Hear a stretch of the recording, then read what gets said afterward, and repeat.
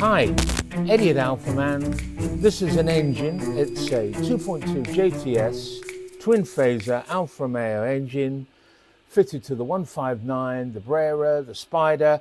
I just wanted to show you what it looks like assembled because I've partially stripped one next door. Let's go and have a look.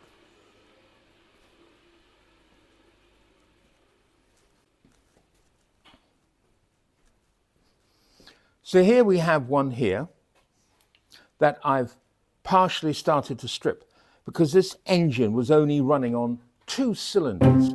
So the first thing I did was I removed the plugs, I did a compression check, all the compressions were really good. I've taken the cover off to check the chain. Now the chain was really awful. It was very, very floppy. So what I did was I turned the engine around and around and around. It was still very floppy. But the good thing about this engine is the chain actually looks in very, very good condition. But it wasn't tensioned properly. So I removed the tensioner and stripped it out. And the tensioner won't go back. Now I try to push it back. It won't go in and click and lock. So I've stuck a new tensioner on the back of the engine. It goes here, underneath there, and it's now a lot better, or it's fine. So now what I've done is I've removed the intake manifold, which is over there. And now we can look into the cylinders on the intake side. Somebody else has been here before me because this, which is the support for the intake manifold, was loose. Loads of clips are broken and about 3 or 4 little bolts were missing. And on the top here, the heat shield, there's some bolts missing and it's loose. Sorry, there's some nuts missing and it was loose. And there's a bracket up there. I undid the bracket with my fingers instead of a spanner. But now, if we look inside the engine, the intake ports, let's shine this light so it's a spotlight. I don't know if the camera can pick up, but it's very, very gungy in there. This engine was only running on 2 cylinders when it came in. So you can see the gunge in there. That's on number 4 cylinder. Now, let's have a look at number 3 cylinder. Now it's dry. So that cylinder was firing. Let's have a look at number 2 cylinder. That cylinder was nearly firing. It's got a lot of carbon in there. And let's have a look at number 1 cylinder. It's totally and utterly gunged.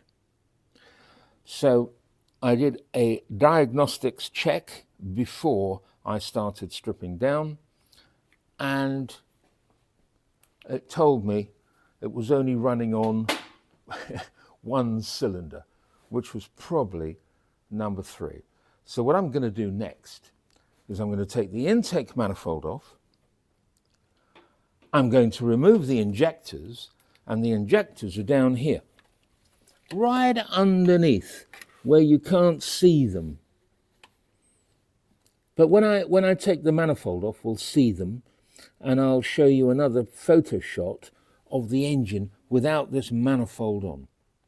And then you can understand where the injectors are and what have been the root cause of this engine's malfunction.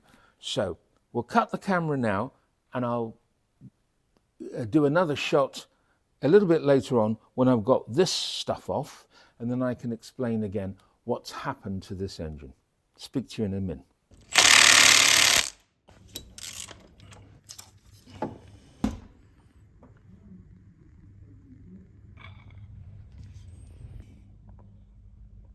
Here we go.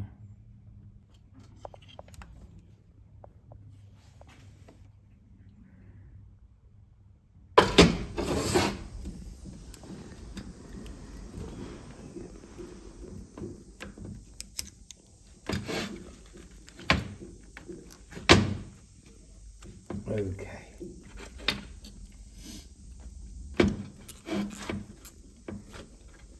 Oops, sorry.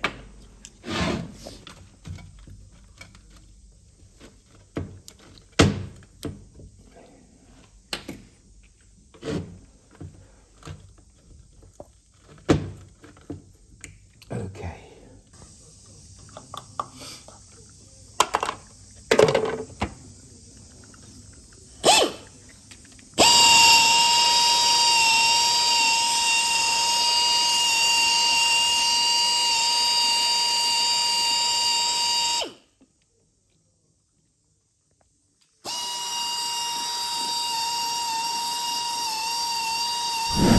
Hello again. I put my injectors in a test bed here, the GDI injectors. And if you come and have a look at the results, we've got one that's producing 48, one that's producing 72, one that's 50, and one that's 64. So we've got 3 injectors that are underperforming. Now, I knew that when I first heard the engine, what was happening to the injectors. I just knew what was happening to the injectors. And the whole design of GDI and piezo injectors is totally wrong from the offset, because you get more power out of the engine with GDI injectors and piezo injectors, but in the long run, the customer is buggered. Why is that? Well, the engine clogs up. And I'm just going to drain this down. I'm going to explain to you why in a second. And now we can actually see the flow. And you can come a bit closer and you can see the spray here. That one is blocked. That one is blocked. That one has got quite a nice pattern. That one has got quite a nice pattern. Unfortunately, when I ultrasound these two, they will not improve, because I've tried it so many times before to ultrasound faulty, underperforming injectors, and they just don't clear. That's why when we looked before down the intake manifold, we had 2 ports that had dry gunge in there and 2 ports that had wet gunge in there. And the wet gunges, the cylinder cannot fire properly efficiently because there is not enough fuel going through. That's why when we got the car in by a tow truck, we could just about get the engine started to drive the car into the yard and onto the ramp. Just about. At about 2,500 to 3,000 revs, it would not tick over. Now, you can see the flow, what's happening, and here we are again. I've done it on a 4,000 cycle.